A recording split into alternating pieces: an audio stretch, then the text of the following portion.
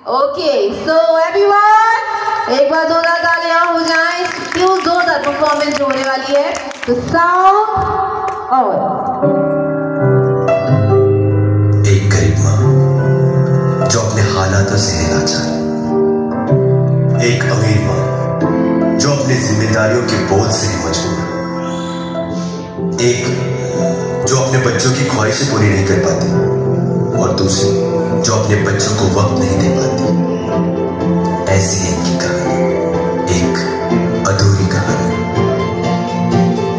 एक दिन मोहब्बत ओढ़ कर एक दिन गली के मोड़ पर तेरी हथेली पर लिखूं मेरा नाम तेरे नाम पर, फिर तू तकल्लुफ छोड़ कर फिर तू झुका करके नजर रखना मेरे कांधे पे सर जिंदगी।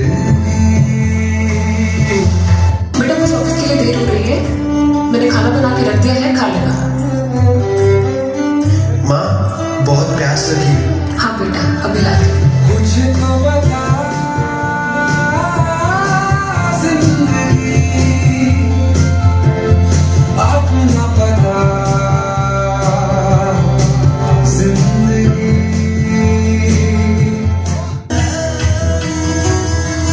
पिता से है नाम तेरा,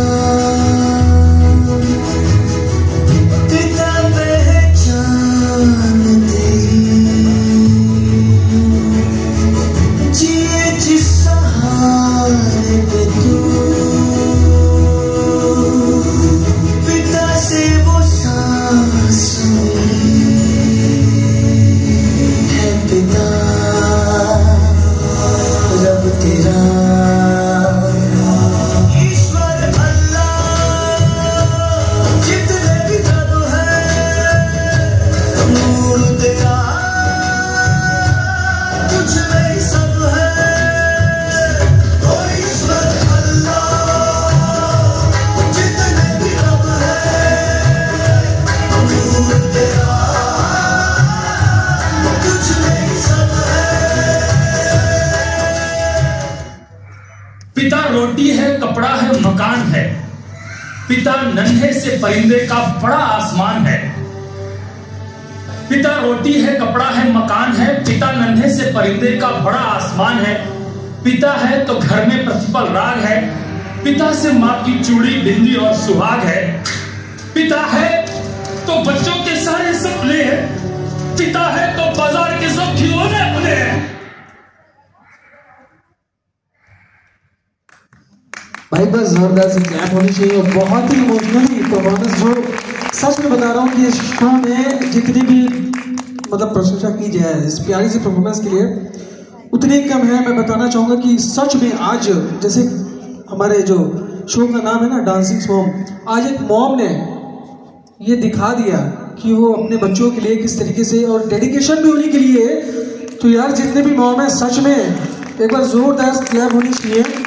और बहुत ही भावुक सा माहौल क्रिएट हो चुका है। जी देख पा रहे हैं कि सभी की आंखें नम है और हमारी जो जजेस हैं, हमारे जो ज्यूरीज हैं और हमारी जो रजनी मैम है वो बहुत इमोशनल हो गई। तो मैं जानना चाहूँगी कि ये इमोशन जो है, मैं इसके बारे में जानना चाहूँगी कि इमोशंस कहाँ से, मतलब क्या सोचा आपने। और आप परफॉर्मेंस तो बहुत जोरदार थी, लेकिन बहुत आपका जो इमोशन निकल के आया सहाय। सो मैं एक बार आपसे जरूर बात करना चाहूँगी। बिल्कुल, सबसे पहले तो मैं आपको स्टैंडिंग ओवेशन देना चाहूँगी। एक बार जोरदार से क्लैप। आपने बहुत ही अच्छा परफॉर्म किया और जो परफॉर्मेंस ही यहाँ पे आके लगे तो ही आंसू आते हैं आंखों में। और बीइंग अ वर्किंग मॉम मैं ये समझ सकती हूँ, सही बात है जो शुरू के शब्द है कि हम लोग कैसे अपने बच्चों को बोलते हैं कि खाना यहाँ रखा है, ये कर लेना, वो कर लेना।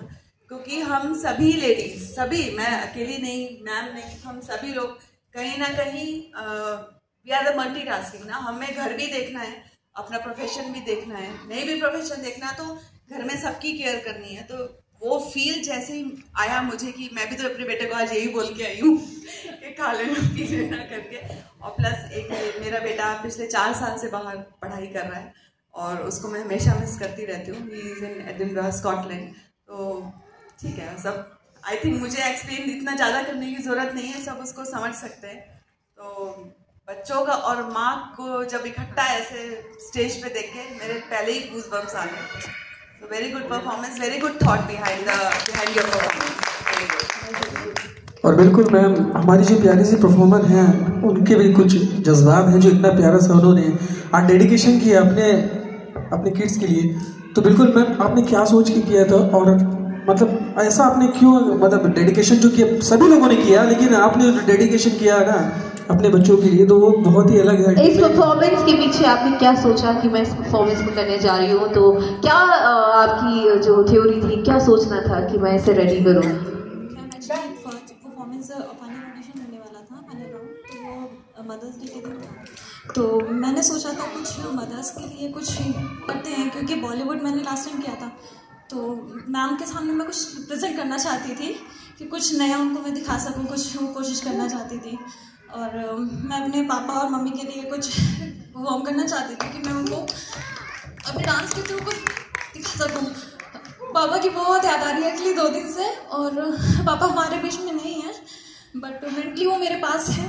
तो बस मैं उनकी यादें लेके बस ये परफॉर्मेंस मेरे पापा के लिए था।